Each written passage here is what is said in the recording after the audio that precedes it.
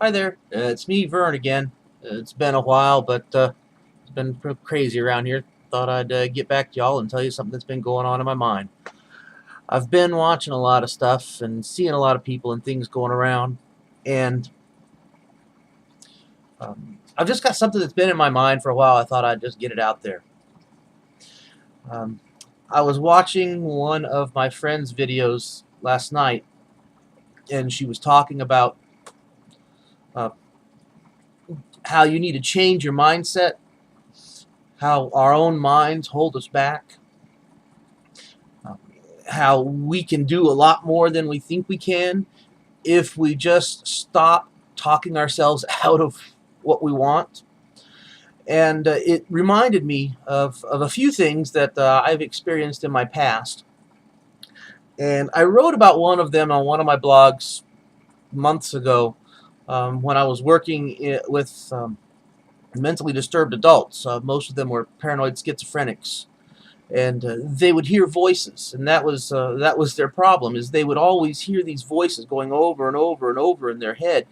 And my observation was almost all of them, uh, the voices were saying terrible things.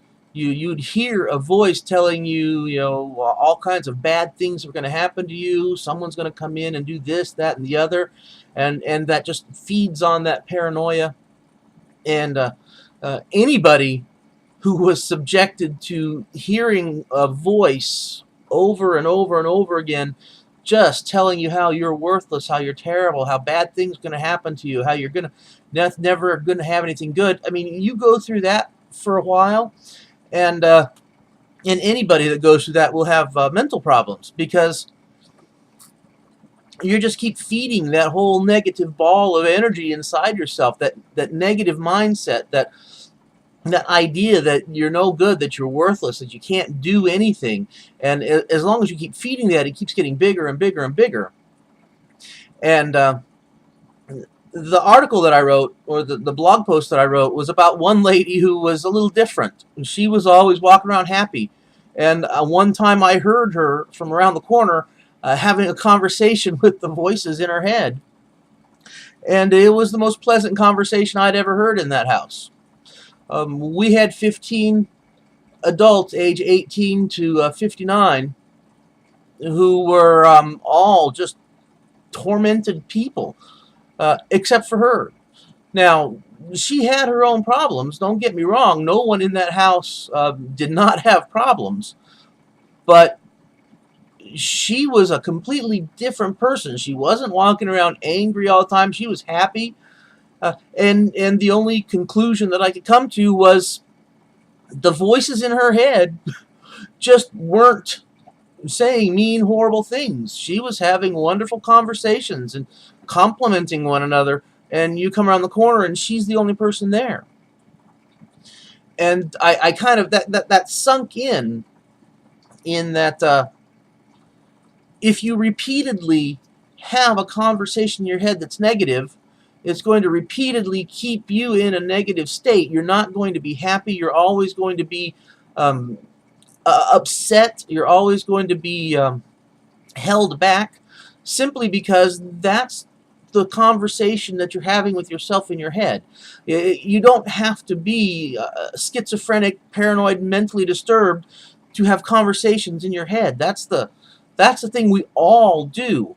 One of the other jobs I had was working in a group home for troubled teenagers, and the counseling process that we would go through with them is trying to explain that inner conversation. You have the old cartoons. You'd have the cartoon character, and then the little devil would pop up on one shoulder, the little angel would pop up on the other shoulder, and they'd be whispering in the ear, and then that character would have to decide what they were going to do based on the information they were getting from one side or the other. And we are all like that to one extent or another. Some of us carry it to the extreme and it becomes a mental illness. Some of us carry it just a little bit of ways and it becomes something very negative in our lives. And some of us carry it the other direction and it spurs us on to positive actions and good things.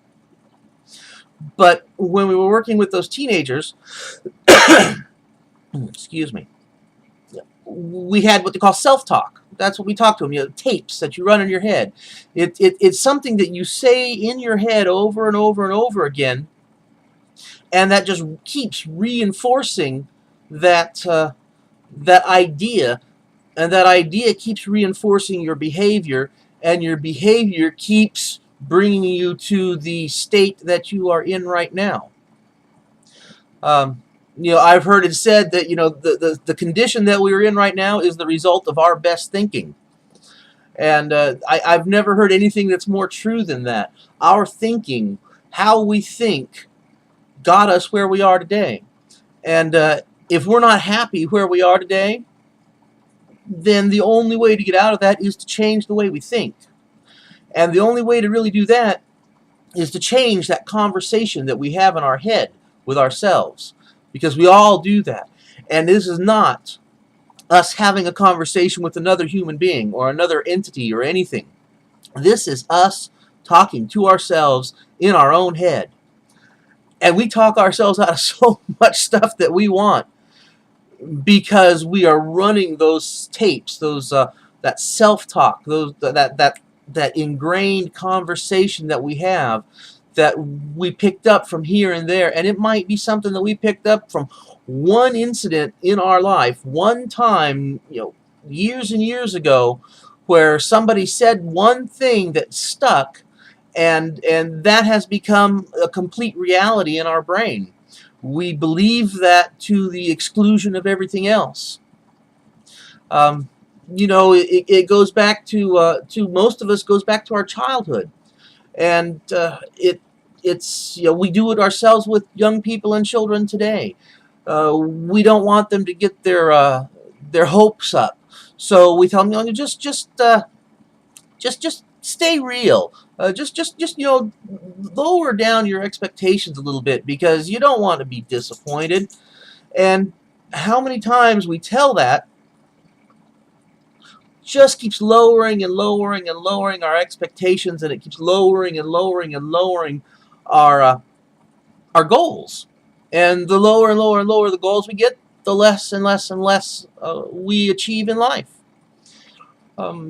Even now today, we're excuse me, we're working on how to get a better self-image, and the only way you really get a better self-image is to push yourself to achieve more.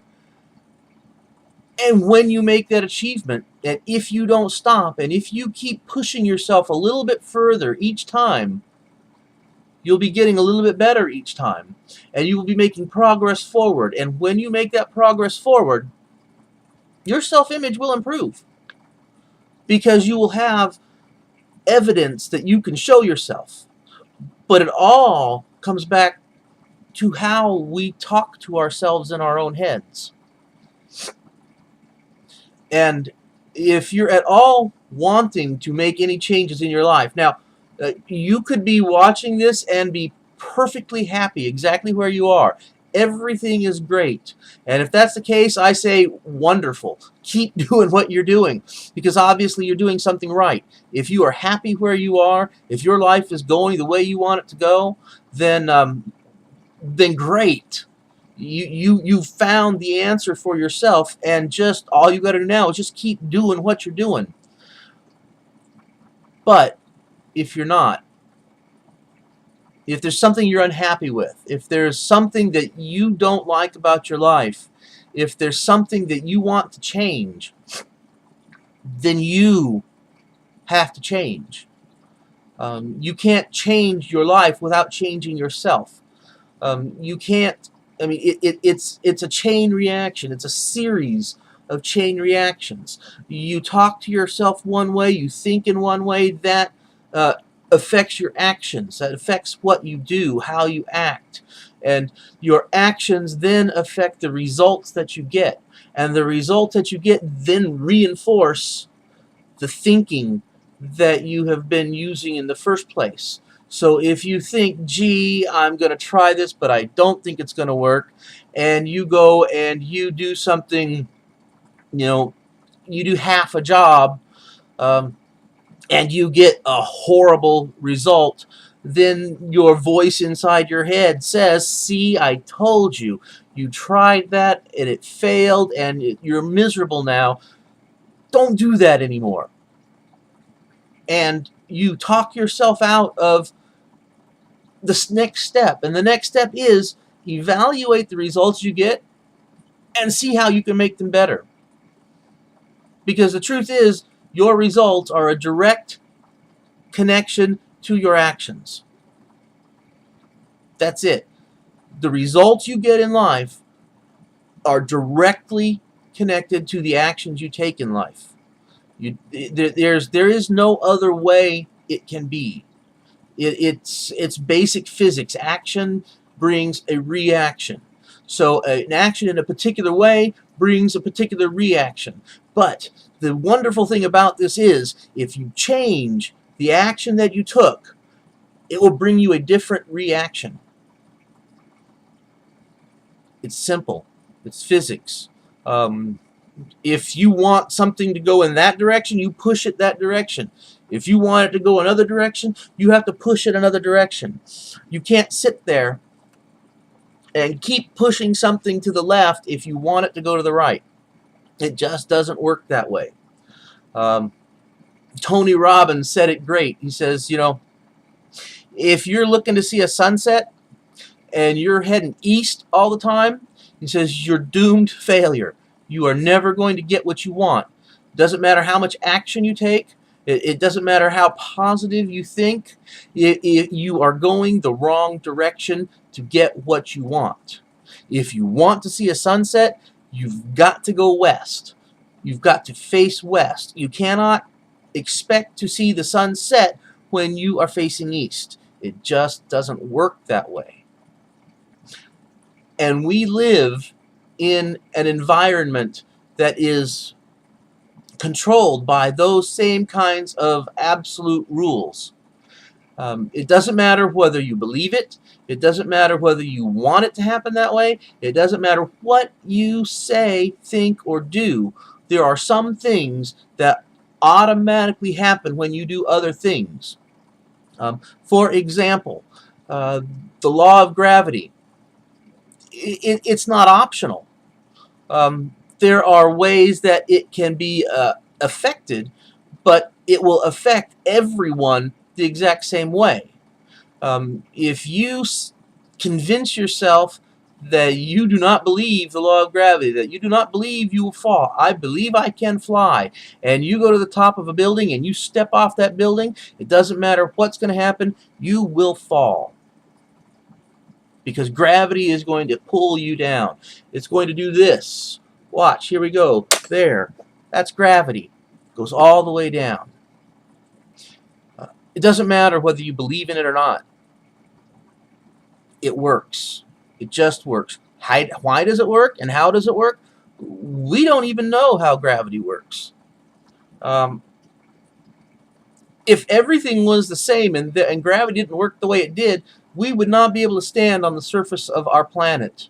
The Earth is spinning in a circle, and the centrifugal force draws everything out towards the edge from the center. And if you are standing on the outside edge of a sphere, a ball that's spinning in a circle, whatever's there is going to fly off. So the only thing that keeps us from flying off the Earth is gravity. And we don't even know exactly how it works.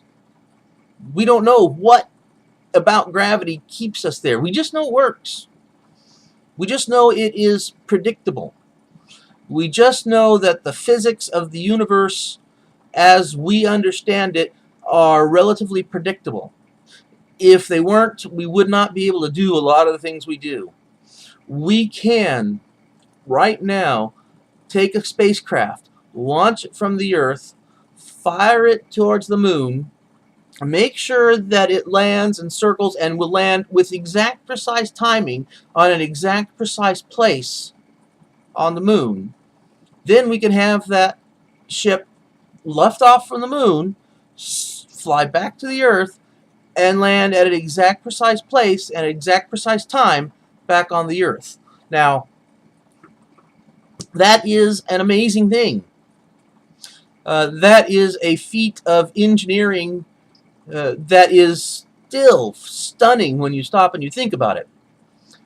And we can do that because the rules of our universe are understandable.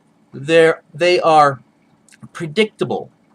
We can calculate minute numbers and minute ideas and conditions based on what we know about the way the universe works. And that is more than just gravity. That's everything. We know, we might not know how, and we might not know why, but we know what happens. We know when you think in a certain way, you act in a certain way. And when you act in a certain way, you get certain results. We know this. It's not anything that's up for questioning. So what I'm talking to you about is changing the way you think. And there's only one way you can do that, and that is change what you put into your brain. If you want to change your thoughts, you want to change how you think about things, you have to change what you listen to, what you read, what you hear, and you have to start consciously beginning to change what you tell yourself in your head. Change those tapes, the self-talk, whatever you want to call it. Change the recordings that we run in our head. Stop running the limiting recordings. Stop telling yourself what you can't do, and start telling yourself what you can do. And believe me, don't try. Just do. There is no try.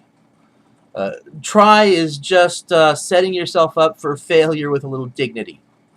So afterwards, when you didn't do what you didn't think you could do in the first place, but you said you would try, you could then say, well, see, I tried. So if this is something you want, if you want changes, if you are unhappy with the way things are, then you have to go back to the start and you have to change the most important thing, and that is how you think in your head and what you say to yourself in your mind. And you do that by changing what you read, by changing what you listen to, and by taking the action of changing what you think.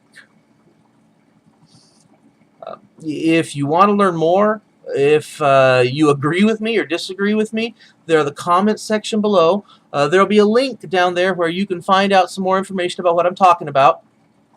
And if you think this is useful or helpful, then hey, hit the like button. You can follow me. I've got more videos. You can check out my my channel.